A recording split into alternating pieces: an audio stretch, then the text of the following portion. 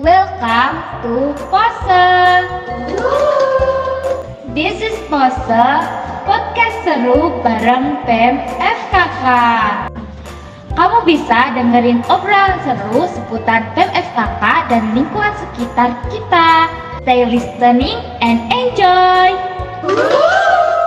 Selamat datang di acara Pose, podcast seru bareng BEM FKK 2023. Di samping saya sudah ada dua narasumber perwakilan dari BEM FKK 2023-2024. Ada Kak Rizkia, kemudian ada Kak Rizka. Oke, baik Kak Rizkia dan Kak Rizka, di sini kita akan membahas seputar organisasi terutama BEM FKK sendiri ya. Di sini teman-teman, tujuan kita membuat podcast ini bertujuan agar kalian paham mengenai organisasi ataupun BEM FKK sendiri ya. Kemarin kan aku sudah ngasih pertanyaan nih di kolom IG FKK. Kemudian dari teman-teman sudah banyak nih pertanyaan-pertanyaan yang ingin diajukan. Salah satunya pertanyaan dari Kak Dian Putri. Pertanyaannya, kalau pengen daftar jadi anggota BEM tapi kita juga pengen ikut prodi, Hima Prodi, bisa nggak ya Kak? Mungkin bisa dijawab dari Kak Aska dulu, mulai dari Kak Aska dulu. Mungkin menurut pendapat saya, mungkin bisa dari himanya dulu kali ya, karena kan bisa menambah relasi dulu dari bawah, setelah itu lanjut ke BEM FKK. Jadi dari relasi yang sudah dibangun di hima bisa dibangun lagi di BEM FKK. Kalau menurut saya sih seperti itu. Oke, Mbak Rizka sendiri bagaimana ya? Oke, kalau dari saya pribadi itu kalau semisal udah ada pengalaman kepanitiaan yang sebelumnya, terus udah persyaratannya udah lengkap, ya nggak apa-apa langsung naik ke BEM kayak gitu. Udah nggak perlu lagi ke hima, karena kan saya dulu itu juga nggak dari hima, jadi saya pure dari mahasiswa yang nggak pernah ikut organisasi, terus tapi seringkali ikut kepanitiaan kayak gitu. Jadi menurut saya udah kayak udah punya bekal, terus pengalaman juga udah ada, persyaratan udah lengkap, jadi tinggal mengajukan diri untuk daftar di BEM, seperti itu sih. Oke, pastinya pengalaman ya Mbak? Iya, yang penting tuh udah ada relasi, pengalaman, terus udah siap, ya wis langsung aja gak apa-apa. Langsung aja. Jadi itu ya teman-teman, kalau kita mau masuk BEM itu nggak perlu dari hima dulu, nggak apa-apa. Yang penting kita sudah siap mental kita, kemudian kita juga punya pengalaman yang banyak, itu mungkin udah cukup sih buat masuk BEM sendiri. Nah, ada pertanyaan nih dari das_14.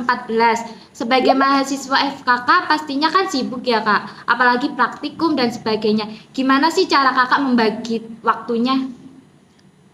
Membagi waktu ya, karena kan mayoritas kalau di FKK itu bidan sama perawat, yang pastinya itu di mana banyak praktikum sama PKL. Iya. Kalau saya itu lebih ke praktikum, lebih ke kuliahnya sih, karena kan kita emang kuliah tujuannya ya buat praktikum dan lain sebagainya itu. Jadi kita harus lebih fokuskan ke praktikum kalau semisal emang itu lagi waktunya praktikum.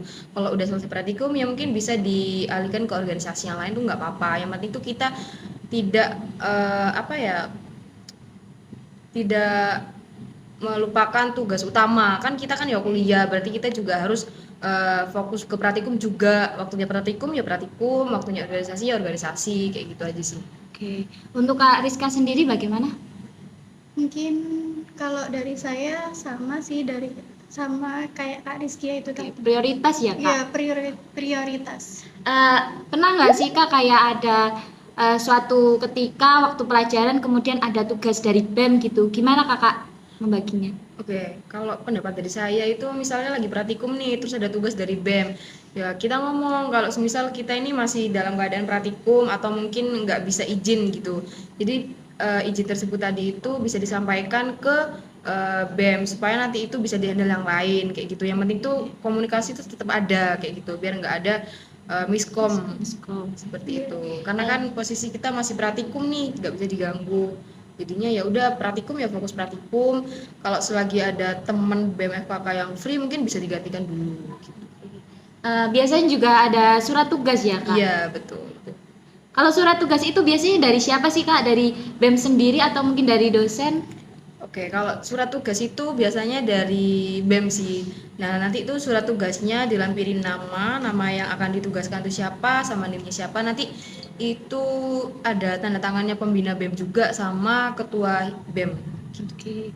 Jadi teman-teman, kalau kalian ikut BEM FKK, kemudian kalian bingung bagi tugas, itu prioritas ya Kak, Iya. yang diprioritaskan dulu. Kemudian kalau ada acara, biasanya itu ada kayak surat tugas atau surat izin gitu. Kemudian lanjut pertanyaan dari Dian Putri. Gimana sih Kak cara masuk BEM FKK sendiri? Persyaratannya mungkin? Mungkin kalau dari saya ada beberapa persyaratan ya yang harus dilengkapi, mulai dari IPK, terus apa ini ngisi CV. Ya. Itu nanti kan ada tahapannya juga, mulai dari ngisi pendaftaran, link G-form, selanjutnya nanti tahap selanjutnya tahap interview Kak. Nanti bisa mungkin datang ke kampus, nanti diinterview sama kakak-kakak panitia yang lain. Setelah itu nanti tahapan yang terakhir yaitu tahapan pengumuman Kak. Oke. Iya. Kalau IPK sendiri itu berapa ya Kak? Mungkin kalau IPK itu 3,00 mungkin bisa masuk ke BEM FKK Kak. Oke. Jadi 3,00 ya teman-teman, diusahakan IPK-nya di atas 3. Oke, kalau persyaratan untuk naik ke BEM itu biasanya emang ada persyaratan tertentu. Kan kalau persyaratan itu sebenarnya gampang sih, dari ngisi Google Form terlebih dahulu, ngisi identitas, terus kemudian kita harus ngelampiin CV, terus ada sertifikat lulus LKMTD sama LKMTM. Jadi mahasiswa yang mau ikut BEM itu harus mengikuti dan harus lulus LKMTM kayak gitu. Jadi nanti LKMTM itu yang mengadakan tuh dari BEM FKK sendiri atau dari BEM fakultas. Nah biasanya itu acaranya itu 2 hari, tapi kalau yang terbaru sekarang 3 hari kayak gitu. Kalau misal dia itu sudah mengikuti LKMTM, nanti kan otomatis dapat sertifikat. Nah itu buat pengajuan untuk bisa naik ke BEM fakultas seperti itu. Kalau misal nggak ada belum pernah mengikuti LKMTM, berarti nggak bisa naik ke BEM seperti itu, karena itu udah persyaratannya seperti itu. Oke. Buat semesternya sendiri ada tingkatan-tingkatannya nggak sih Kak? Mungkin ada Kak, mungkin dari dari S1 sendiri itu dari semester 5 kalau nggak salah ya Kak. Semester 5. Ya, kalau dari D3 sendiri dari semester 3-nya Kak, baru bisa mengikuti BEM FKK. Oke. Jadi itu tadi ya teman-teman persyaratan masuk BEM FKK sendiri. Kemudian ada pertanyaan dari Aldi nih Kak. Spill dong Kak acara-acara seru yang ada di BEM FKK apa aja? Sebenarnya kalau bicara tentang acara seru tuh banyak ya, karena kan kita tidak sendiri. Maksudnya kita itu juga sering collab nih sama Hima-Hima, sering collab juga sama komunitas luar, terus acaranya juga rame kayak gitu. Jadi tergantung dari kita ngadain acaranya sih, kayak pengisirannya siapa seperti itu. Tapi rata-rata seru ya kalau Iya, kita seru ngadain banget. acara Oke. gitu sih. Pasti kalau membuat acara kan ya ada permasalahan-permasalahan ya Kak. Iya, Mungkin pasti. apa aja sih permasalahan yang pernah kakak-kakak alami nih? Permasalahannya yang sering kali dialami itu dari waktu ya. Waktunya tuh pasti molor karena kebanyakannya itu kayak ya biasalah ngaret gitu kan. Iya, Terus ngaret. hal biasa itu Indonesia lah. iya, betul itu. Terus kadang itu ada teman-teman teman-teman itu yang suka ngilang-ngilangan atau pas lagi dibutuhkan itu nggak ada respon kayak gitu. Jadi ya itu pasti ada sih, setiap organisasi pasti ada kayak gitu. Cuman kita kan melihat lagi dari kekurangan tersebut itu kita tidak boleh saling memojokkan atau saling beribut-ribut, gak usah lah gitu. Cukup kita mengingatkan aja, terus saling melengkapi kekurangannya tadi itu. Toh kita organisasi itu sama-sama bareng-bareng terus kompak. Jadi kita harus mengisi kekurangan tersebut itu dari kita juga kayak gitu. Oke. Tadi kan kakaknya bilang kayak ada teman-temannya yang kayak hilang-hilangan nih Kak. Gimana sih cara ngatasin gitu biar temennya nggak hilang-hilangan atau mereka mau tanggung jawab? Nggak pengen hilang-hilangan gitu ya. Iya. Sebenarnya itu kembali lagi ke diri sendiri. Kalau mereka udah ngerti tanggung jawabnya apa, ya pastinya dia nggak kayak gitu loh. Tergantung kesadaran diri masing-masing sih. Kalau dia sadar bahwa dia punya tanggung jawab nih, ya udah kita lakukan sesuai apa yang ditugasin kayak gitu. Kalau kitanya udah dikasih tanggung jawab terus kita lepas gitu aja, ya pasti hilang-hilangan kayak gitu. Berarti kembali ke diri sendiri ya Kak. Gitu. Di organisasi kakak, terutama BEM nih, apa ada sih teman-teman yang toksik gitu? Mungkin. Kalau di BEM sendiri kayaknya minim sih, hampir nggak ada sih. Soalnya kan Oke. kita saling membangun Kebersamaan. kebersamaan, saling membangun kekeluargaan, terus kompak, kerjasama, saling membantu sih kayak gitu. Oke. Jadi itu tadi ya teman-teman, di BEM FKK sendiri ya mungkin ada permasalahan-permasalahan, tapi dari merekanya sendiri menyelesaikannya tuh secara dewasa. Kemudian ada lagi pertanyaan nih Kak dari Narisma. Apa sih privilege yang kakak dapat dari BEM FKK sendiri gitu? Mungkin kalau dari saya kan privilege itu bisa menambah relasi ke diri sendiri. Mungkin dari yang sebelumnya dia itu introvert, setelah masuk ke BEM FKK bisa menjadi extrovert gitu Kak. Mengasah juga public speakingnya juga, terus Skill ya, Kak? Iya, skillnya public speakingnya juga.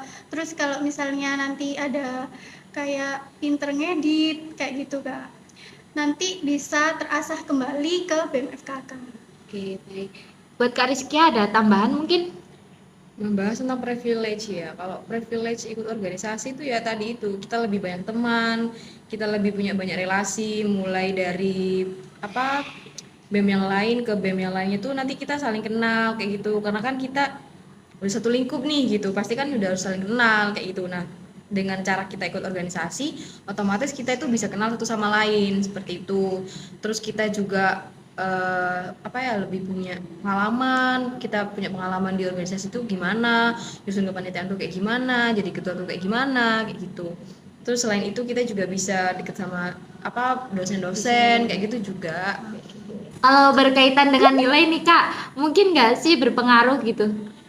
Pasti berpengaruh karena kan Tentu. setiap kita ngadain acara kan dapat sertifikat tuh. Nah, sertifikatnya itu bisa diajukan sebagai SKP gitu. Kan kalau di FKK itu ada minimal maksimal ini enggak sih kayak nilai SKP kan? Iya. Nah, itu tuh bisa diajukan sebagai menambah SKP kan lumayan ya. Oke. Gitu.